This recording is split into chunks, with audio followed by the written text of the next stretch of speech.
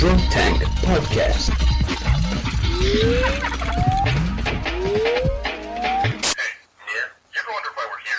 Hey everyone, welcome to Rooster Teeth Podcast. As always, here's Gus Sorola. And Joel Heyman. This week, we're actually doing a mobile podcast for the first time ever, and we are recording the podcast from our hotel room. And we found some guys in the parking lot, and we figured it might be funny to include the dudes from the parking lot in the podcast, so maybe we should have them introduce themselves. Yeah, we have a couple of dudes here. Why don't you all introduce yourselves? Would you do the honors, Mr. Lynch? Mr. Lynch, this is Robert Guillaume. Oh, I'm terribly sorry. Well, I'll just go ahead. I'm Count 3D, and I'm from Canada. Hello. I'm Robert Guillaume. I'm from Los Angeles. Besides Count 3D, we have Mr. Robert Guillaume over there. Hello. You may remember me from the 70s television show called Benson. Dude, you ever used a microphone? Like, step up to it and fucking talk into it. God damn it. I didn't want to be making What the fuck is wrong with you? fucking microphone. This podcast is off to a great start. This is what happens. We get rookies in here for the first time. They don't know what's going on. That's a microphone. You talk into it and people hear you. Hello, Internet. There it is. Okay, so like I said, we're here at Comic-Con for, I think, what is this, Joel? Like our 5th Comic-Con ever? I think it is, yeah, 5th Comic-Con, yep. How many have you been to? I think this is my 3rd. I think this is my 5th. It never gets old. A lot more worn down than I am. It never gets old. We're here. We came out in advance of everyone else from the office. They'll all be showing up tomorrow so that we could try to set up the booth and run around and do all the stupid stuff ahead of time. Gus, what's the one thing you were looking forward to seeing the most at Comic-Con this year? Sunday night when we're done. That is the thing I'm looking forward to most seeing. It's weird that you ask that. You know, like I said, this is my 4th or 5th Comic-Con, and I don't think I've ever seen anything at Comic-Con. Like normally we're stuck in the booth all day, and then by the time we're done, I'm just so beat down I don't get to see anything. No, absolutely. It's the same thing, except for I usually find 10 minutes where I can trot off and go buy like a hoodie with the superhero thing insignia on the front of it, and then that's it. That's my Comic-Con. Then I'm done. There is one thing I'm supposed to see. My wife insisted that I had to go take a picture of Michael Jackson's glove. Waving everyone, right? I think they're going to have it flipping everyone off. Well, if they don't have that, someone's going to have to like make that happen probably. So I think that's the only thing I'm looking. That's the only thing I'm going to see. I would like to see maybe some more Tron 2.0 footage. Hopefully some Avatar stuff. But most likely I'll be stuck in the booth. Actually, no, I take that back. This Comic-Con's going to be a little different than past Comic-Cons. We actually, since we launched Achievement Hunter last year, we've actually tried to leverage that this year, and we have business meetings with video game companies to see games and talk about them. And how many? I think we have like 6 meetings. Now that's impressive. That's nice. Now how many sort of email correspondence did you have to get those 6 meetings? It wasn't very many. It was actually pretty good. It was only like 8 or 9 emails. Mr. Lynch, what is the one thing you were looking forward to seeing the most at this year's Comic-Con? I don't know. I've never been to a Comic-Con before. I don't know what to expect, so I think it's just going to be taking it all in and just finding everything on my own.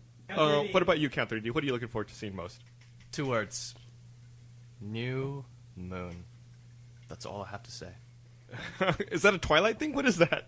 I've signed over to the whole vampire thing. It's absolutely not. I'm fucking not interested in that at all. Oh man, I was gonna say, are you being ironic? I hope this is a joke. No, I mean, this is Comic-Con. There's a Avatar, like you said, that's gonna be the probably most groundbreaking film of all time. I'm looking forward to so much goddamn stuff, but that in particular. And obviously there's a lot of video game presence here, which I'm also excited about, so I'm looking forward to playing Left 4 Dead 2, for sure. Oh, you're going to go and check that out? I'm really super excited. That's probably the game I'm most excited to see here. Me too. And I think maybe there's just one of us in the room who isn't like totally excited about that. Is someone not excited about Left 4 Dead 2? Who could that be? Oh, you motherfucker. Why? That's what everyone was in. Well, no, here's the thing, is that I love Left 4 Dead 1. I'm not Mr. Let's sign a protest form on the internet. I just think it's really quick. I don't know if there's enough dev time behind it. I mean, you're not be making any Photoshops, are you? I could be if people keep picking on me in this podcast. There'd be some really fucking nasty Photoshops going up. But no, I mean it's proof's in the pudding, and I'm a huge fan. I don't even know how many hours I signed up for. That 360 voice or whatever it was to track my hours. Right. Mm-hmm. I don't know. I haven't gone back to it since the podcast. I logged in, but I've probably got a good, I would say 30 or 40 days of multiplayer on the first one. I would say total. Yeah. So I'd loved the first one, but it's just are the changes going to be enough? Did you feel like you got your money's worth out of the first one? On the multiplayer, absolutely. But I feel like is a frying pan and a chainsaw and one different zombie really going to alter the experience? Come on, dude. And 4 new maps. 4 new maps are maps, dude. You can any game. Okay, any good game. Okay, Modern Warfare. They added how many maps? Gears of War. This is like when did our show turn into the McLaughlin group? It's like we're all attacking. You, sir, are incorrect. You are wrong. Objection. The other thing that I am actually excited to see would be trailers for Donnie Darko 3. No. Oh God. Jesus Christ. You had to have been in the car earlier. We had a long Donnie Darko bashing discussion a little earlier. No, seriously, I mean that is a terrible, terrible movie. I mean, I've really tried to like not call out too many things, but I mean that's a terrible movie. Yeah, right? I'm not a fan. I can definitely say that. There's nothing going on in that movie. Dom wasn't in the car for that conversation. We haven't gotten Dom's view on Donnie Darko, and he is the cinema buff. What do you feel? How do you feel about? You're Donnie not Darko? on the spot at all, Dom. Well, are we talking the original cut or the director's cut? There's a huge difference. Let's go original theatrical release. It was okay. So disappointing. Now, so if they added disappointing. vampires to that script, would that like be, is that what you're looking for? More Vampires, zombies, a little bit of both. It would have been. I think it was a decent movie. It's just too bad the guy who did it has never done anything good ever again. I can't remember what his name was. Yeah, ever. Yeah. By the way, we're actually drinking. See now, Yeah, I wanted to point that out. I'm glad you brought it up. Yeah. This is the first actual drunk tank. all the others were frauds, kids. We're legit. We're the real deal here. We have photographic evidence this time. And also, this drunk tank started about 4 hours ago. Normally we record the podcast, or we start recording at about 10 or 10:30 in the morning. So, it's a little early for hard liquor. Normally we're starting the day off with some beer or something like some Bloody Marys. But I'd like you to say that to Jeff's face that it's too early for hard liquor. but we're starting it up right this time, and I'll say this: we were definitely prepared for this drunk tank. Dom, you went to RVB Toronto. I did. Yeah, didn't you fly here, like straight here from there? I did. I'm insane because that was a very foolish thing to do just because RVTO, if you don't know, is probably the greatest fan event in the universe. How many people showed up this year? I would say a good 120, about. Wow, that's pretty impressive. Yeah. But I really wish you all could have been there just because many of them were going there for the first time, and many of them, I don't know how many of them, there's at least one other person, a guy on the site, Moo Cow, who's going to be at Comic-Con. So he and I are going to be here, and I think this is his first or second time at Comic-Con. It's the second. I actually met Moo Cow for the first time ever here at Comic-Con last year. Really nice guy. I like Dom on the podcast because he sounds British now. Normally when I'm talking to Dom, I don't ever hear an accent. It's the drinking, folks. My accent changes the more I drink. But now that we're sitting down, I'm not on sure the what country podcast, he's from anymore. we may have a pirate in here with us. Dom, what was the best part of RVBTO? Oh, God. Oh, Joel, you have to sucker punch me. Okay. The first night, I'd have to say, was the best because it was formal and everyone was meeting each other for the first time, and that's always a very cool moment when you have people from the internet meeting for the first time. Hey, I got to ask you about that. Yeah. You said the first night was a formal event. Everyone got together? Yes. Was Jeff there? Jeff was there. What did Jeff wear? Because I can't picture Jeff wearing any formal wear. He probably had a tattoo of a tuxedo. Jeff. Look, everyone, I'm not naked. He wore That's a tie. He wore a clean pair of shoes. That's Jeff. What a sport. Yeah. Are there any pictures? There are a few pictures, and I'm sure many of them will be posted on the site very shortly. I'll have to try and find some of those. But Griffin looked so awesome every single day of the event.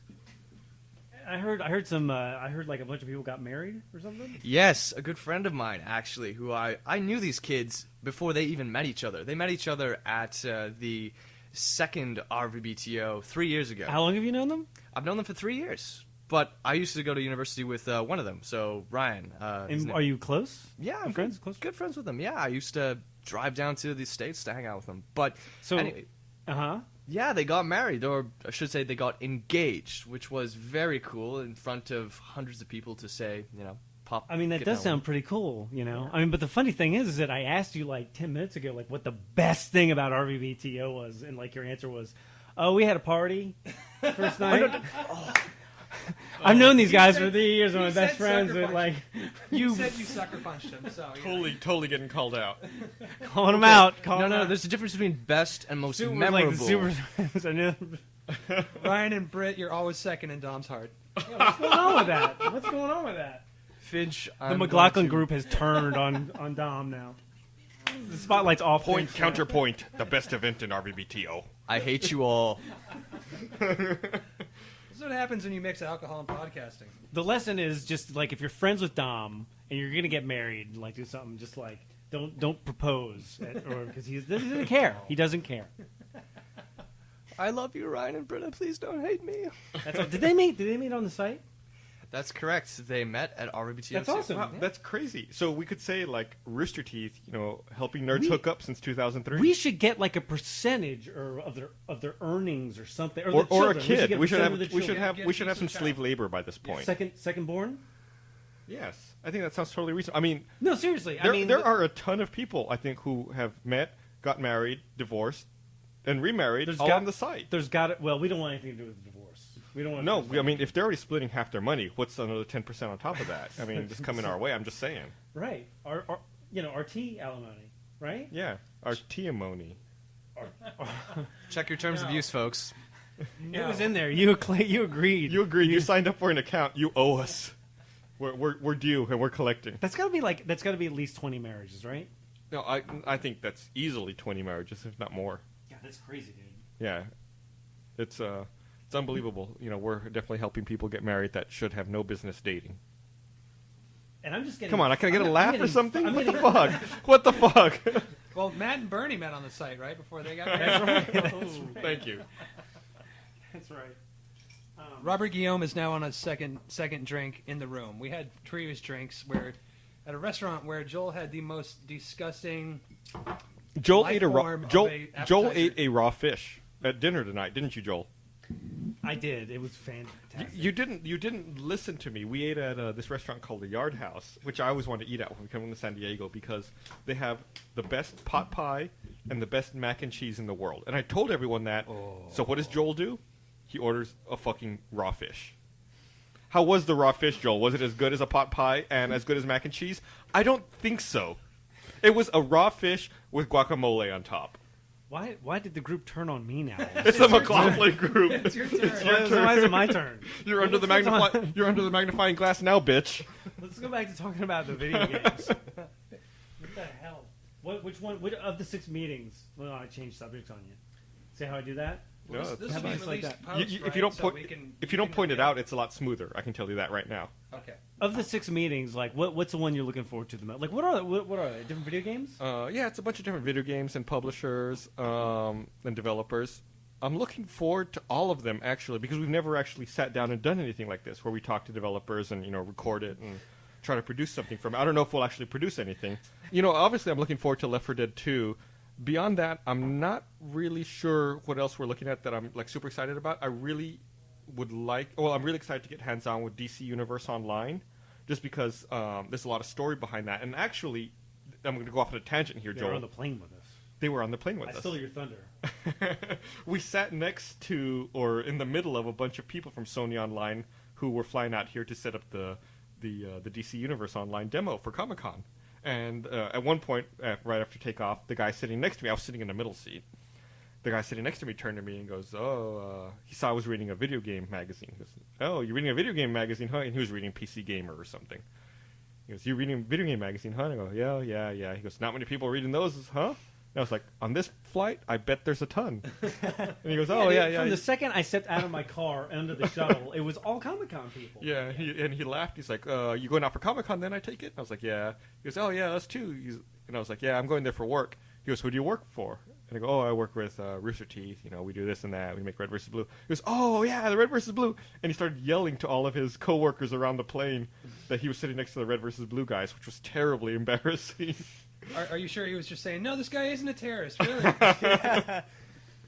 But no, they seem like cool guys. I can't wait to Especially the marketing chick. to sit down and talk to them about the game. I believe I'm meeting with them at 1 p.m. on Friday.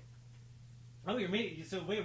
You got a meeting out of them on the plane? No. I already had Oh, a you were meeting ahead of lined me. up. See, I wasn't paying attention to what you were No. saying. I already had a meeting lined up with them, and I'll be seeing them Friday. Let me ask you, Gus. Sorry to ask you, go off on a tangent again, but are you interviewing anyone from Epic Games? Epic? No, I don't have anyone lined up from Epic as far as I know. Okay, I understand that they're going to be in Comic-Con for the Gears of War movie is going to be coming out in a bit, and the director's going to be here, actually. Who's directing that? It's the guy who did the Underworld series, so I think his name's Ken Wiseman. Len. Wait. Is that the dude who convinced that hot chick to leave her husband and marry him? No, he's married to Kate Beckinsale. Yeah, I So know. he is basically God. He also did the Die Hard. He did Live Free or Die Hard. Len Wiseman. That's correct. He did the first two Underworlds, and then because he helped co-write them, and Danny McBride also co-wrote those. And if you've ever seen Eastbound and Down, I don't know how he went from vampire movies to Eastbound and Down and Land of the Lost and all that, but that guy's career is taken off. But Yeah, totally. Len Wiseman, yeah, he's basically a god. Okay, it's probably going to get cut, but Finch, these microphones are designed to drown out external noises. You have to really get on top of them for them to pick you up. Are you ready to rock? Just like that. I said, are you ready to rock? That's going to be the only thing that they hear from me. Who's that guy who kept screaming? I don't know, it's really That weird. was the bellhop. Looking for a tip. So I know we've only been into the convention center like once or twice at this point, in the process of setting up. Has anyone seen anything that looked cool? Like, I'm honestly a little shocked at how little has been done by exhibitors to set up their booths by this point. I figured a lot more would be built out, but it seems like the hall's pretty bare at this point. I saw some pretty impressive forklifts. Saw a lot of those. I haven't seen anything. Did you see anything? No, but I heard something about how the Green Hornet car is going to make an appearance for those of you who are interested in that. Yeah, I heard the Green Hornet car is actually going to be unveiled. What did they say, at 8 or 8:30 Wednesday evening by Correct. by Seth Rogen, right? He's going to be there and he's going to show it. And I didn't even know Oh, that. Jesus, I hope this is not going to be a new movie. I didn't know a Green Hornet Seth movie was in Rogen production. is the Green Hornet car. is Seth Hey, Rogen- I'm a car! Is Seth Rogen in the Please, Green God, Hornet no. movie? He is, and Who's he playing? maybe the Green Hornet? No, that can't be right. I just heard that Nicolas Cage is going to be the bad guy, and he's good for whatever. Toupee Man? Is that one of Green Hornet's enemies? Is that right? I don't follow comic books very much. I'm not, I was like, I'm how not did they sure. get that giant wallet to talk? Oh, wait a minute, that's Nicolas Cage. Okay, this is Comic-Con. The first year I was at Comic-Con, I thought, okay, this is Comic-Con. I'm going to look at comic books, because Comic-Con, right? So I figured, you know what I'm going to do? I'm going to find the most expensive comic that I can find. It was a 1981 Strawberry Shortcake. $25,000. What? What was it? Was it like an It original was printed Superman with or virgin something? blood mixed in with the red ink. I'm totally kidding. Actually, the most expensive comic that I did find, it was a Superman comic, and I think it was around $10,000. Wow, that's And I found a bunch of them for like $5,000, $7,000. It was like, and I was almost like, geez, should I buy this comic book? Did you? No, I did. Fuck no. Okay, good. But, Man, I'm honestly, I wish you had so I could make fun of you right now for it. Like 5 years later. and that would be like the first comic. No, I you know think what? Actually, would be interesting. Yeah. You should go and see if you can find that comic again this year and see how much it's selling for now. I bet you. Oh, this is interesting. But I bet you $1 million it's worth less. Why would you say that? Do you have like a I hunch think the about it? peak of comic book, and I could be completely wrong about this, but it seems to me like the late '90s, early aughts was the height of comic book prices. Also, we're in a recession, right? No, I guess that's true. Maybe you can find Stan Lee Listen, and have him autograph it. I'll guarantee you that when we were dealing with like the NASDAQ internet bubble, I guarantee you there was a correlation between like the highest priced comic books before that bubble burst. I bet you after that bubble burst, I bet like comic books just devalued. But see, that's the thing with collectibles, with any collectible, with the comics, sports cards, any of that. They give you these price guides with these sky-high jacked dreams, year after year, where it just keeps climbing and climbing. No one's ever going to pay that amount for it because there's so many in circulation. And as years go by, that person gets forgotten unless they're like friggin' Kobe Bryant or it is like issue number 1 of Spider-Man. and it's in perfect, pristine condition, you're never going to get that asking price for it. So the collecting, I don't know. I think it's a racket. It's been a racket Well, forever. I bet you'll get something. I mean, there is a value on the Sure, much. sure. You know, there's gotta be. It's only worth what someone's willing to pay for it. I mean, a book can write whatever value it wants. That doesn't mean shit. Right, exactly. That's But like I bet you Beanie there are Babies. people out there who are spending thousands of dollars. It's like watching Antiques Roadshow, and like someone brings a piece of shit plate, and they're like, "Oh, my grandfather yeah. gave me this plate." It's like, "Oh, wow, this plate's worth $15,000." Bullshit. No, like I read Bullshit. a story. I read a story. I think in the New York Times like 2 days ago about like construction worker finds barrel, and in the barrel are these old wooden like statues, and ta-da! These statues are worth $17,000. Now, okay, so you're in a construction site. You find an old barrel. You open up the barrel. There's some statues. I guess what do? You immediately take it to like an antiquities expert and just like, oh, yep, $17,000. I mean, is that? I don't know. I hadn't heard that story. That's interesting. I don't know. I don't know. So what's the market? Can we pull up the internet and see what Beanie Babies are going for nowadays? You should look up the most expensive comic book. Oh no, I'm not doing that. You're so lazy. We're talking. I'm not going to break the beat, so we can all pause and sit around with our thumbs up our asses while I do stupid Google searches and try to find a I was goddamn going to put comic my book. thumb up his ass. Your thumb is already up his ass, so I mean we're already halfway It's there. the only way he'll talk into the microphone. That's how you get Robert Guillaume to work. It's in his writer. What do we do? Do we have any? We're selling Griff balls, right? Griff ball guys We're not, but for $10,000 a piece. Toys R Us is selling limited edition Griffball figures. Surely we brought something here. That's Who made those limited edition Griffball figures? McFarlane Toys. Actually, we had Gavino tied up in the basement for about 2 months, cobbling. You can't do this. Let me ask you, He'd say why things like that. Griff Bowl?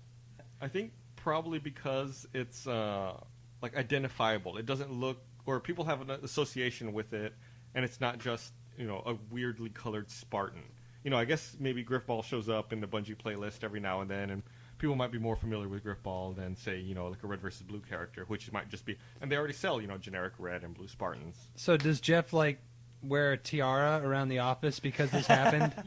McFarlane sent us 2 of the Griffball figures, and we had them at the office. And, I had one because I'd been talking with them, and Bernie had the other one. And He was using his as a belt buckle, right? Jeff guilted me into giving him mine, so I don't have one anymore. Why wouldn't they send one named after the character? Why wouldn't they send 3? What is so wrong with McFarlane Industries? No, I think it's what not their happened fault. I was- think they sent it with the intention that he would get one. The problem is I Okay, intercepted you work it. in an office of 7 whole people. Okay, you think they could cough up 7 whole?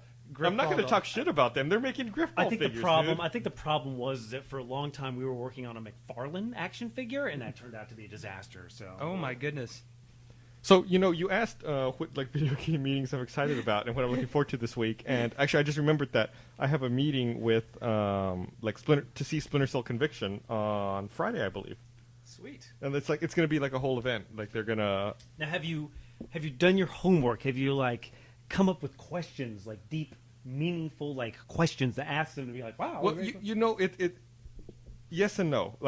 Splinter Cell Conviction was one of those games. It's been in development for so long that it kind of was on my radar, fell off my radar. Then after this last E3, it came back onto the radar because I thought the demo they gave at E3 was really awesome, and I'm really excited to see it. And unfortunately, it won't be a hands-on. It'll be like a walkthrough with someone else running the controls. But Now, Gus, I have to ask this question. You keep saying "I" for all these meetings. I have a meeting with so and so. I have a meeting. So you're the only one going, and the rest of us got to just flog it's our the royal mollies? eye. Oh, it's the royal eye, the editorial eye. Well, I should say this. I set them up, but Jeff and I are both going. But we knock them down. Oh, just you and Jeff. Okay. Yeah. So have fun. Enjoy in the that little bud vacation with each other. No, we'll try to bring as many people with us as we can. I think the Splinter Cell one might be difficult, and the EA one might be difficult to get more people into. This means Joel's going to have to be doing caboose impressions for 8 hours while you guys are up honeymooning with with Splinter Cell. Joel said he wasn't interested in any of those meetings. So I think, and this is not a knock against any of the games. I'm sure they're all excellent, but I'd rather, just play the video game. Well, I think I think the one that I would be interested in going into maybe would be the zombie thing that Lynch doesn't like for whatever reason. What's kind of funny is that Gus earlier was it's funny because Dom all of a sudden has this weird accent, and we're not sure why. But it occurs to me that Gus also has a weird accent. I do? Yeah, when he goes into the podcast, it's I like, do. this is Gus in real life. Everybody shut up, motherfuckers! I'll fucking kick you in your sacks, fucking... Hi, this is Gus. I'm with the podcast, and today we'll be talking about whatever subject video. Y'all shut up, kick you in the sack! We're talking about the podcast. That's what it's like. It's funny because it's true. Is this mannerisms 101? We have this weird cloning experiment going on. Speaking of which, Joel told me something really creepy at dinner tonight. It was fairly He told creepy. me that he has been practicing trying to get my mannerisms down, and that he's trying to figure them out better. And I said, why, Joel? What the fuck are you doing? He said, oh, nothing. I shouldn't have said that. I'm not talking about this. What the fuck are you doing, Joel? Well, I didn't want to say anything, but I did have a costume for Comic-Con. Bullshit. I'm going as Gus. It's going to be great. You got me really scared, Joel. I'm going to be changing up all my mannerisms now. You're not going to know who you're dealing with. It's going to be confusing. Well, were you going to go as Gus or Super Gus? They're really the same. Well, I mean, I don't know. Well, you wrote the screenplay on that, so you might want to elaborate on that. I mean, that's maybe that's why you're learning his mannerisms for Super Gus 2. Is that in the works? I didn't write anything. Is that a Comic-Con exclusive? Super Gus 2? Gus wrote it through his life. Just being Gus. That was it. I want to point out that Gus has fallen prey to hip-hop marketing by drinking Ciroc vodka, which is owned and I believe comes from the penis of Sean P. Diddy Combs. Does it? Yes. He owns, manufactures, and... Normally, I only drink Tito's vodka, which is an Austin-based vodka place. But they didn't have Tito's here, obviously, because it's kind of a small company. I bought Ciroc because someone once bought it for me at a convention in Dallas. And I thought, that tasted okay. Who bought that? Who bought that for you? I believe it was Spiky 206 on the site. Really? Yeah, and because I remembered it, I grabbed it. I only ever drink Tito's. You've never had Grey Goose in your life? I have had it, like when I was younger. Yeah, sure, but I mean, What? You've had so much. Grey Goose is expensive compared to Tito's. Tito's is like so cheap. To wrap it up, we're at Comic-Con. We have 9 million things we have to do. And we have no exclusives for our podcast I'm running out listeners. of clothes to wear. Is there any cool shit I can buy that you'd recommend? I highly recommend the Rooster Teeth Griffball Polo, which is a Comic-Con exclusive. Is that something Bernie would wear? I would highly recommend the Griffball. Motherfucking sacks! Keep going the sacks! I would highly recommend. You can become like a DJ on like soft music. No, seriously. Would Bernie Burns wear the Griffball polo? I'm going more for the NPR demographic, but yeah, Bernie Burns would. In fact, Bernie Burns is probably going to be wearing. He would wear it as Griffball his polo tomorrow. underwear. Well, see, that's what I'm saying. Is you can connect with your buyers by saying, the founder of the company. He's not only the founder of the company, but he's also a client. Yeah, that's true. Right? Like the hair club dudes? You sound like an Amex commercial or something. I was going for Amco, but there you go. Well, it started with an A. Okay, what else? Anything else? Anyone else? Any closing? Should we have closing thoughts? Anybody have closing thoughts before we wrap this up? Dom, closing thoughts. Yeah, you've been really quiet this podcast, Dom. You have to carry this now. I haven't been doing enough drinking, and I apologize for that. Clearly, I've had such a fucking fantastic time at Toronto, and all you losers have missed out that, you have to come next year. It's okay, Governor. You're surrounded by 3 losers that didn't make it this year, Dom. Way to go. And we're drunk. So basically, Dom is saying, come to RVBTO 2010, right? Basically. Okay, so I guess any other any closing thoughts? closing statements? This has been a real hoot. I'm learning how microphones work. This is a great educational tutorial. I'm really looking forward to Comic-Con, and we haven't had an exclusive, so I'm going to give you this Rooster Teeth exclusive right now. Red vs. Blue Recreation, or Recreation as it were, will be on DVD as soon as the series is finished. Oh my God, you can't break we that. had a You debate. cannot break We that, had a yeah. debate. It was like, listen, if we call it this, they're going to call it Recreation. No, they're not. They're not going to call it Recreation. They'll call it Recreation. No, they're not. They're going to call it Recreation. We had for days. This is. I have yet to see any beach balls or leisure time activity within the series, but so yeah, that'll be out on DVD as soon as the series is done. Sure, Just keep watching. You had to say it twice. Oh yeah, you'll want to wait for the climax online to keep those ratings up, those internet ratings. But Isn't that what you work on all day, climaxing online? oh yes, I do. Get on, bazing! All right, thanks for listening, everyone. This is the Rooster Teeth Podcast. Yay!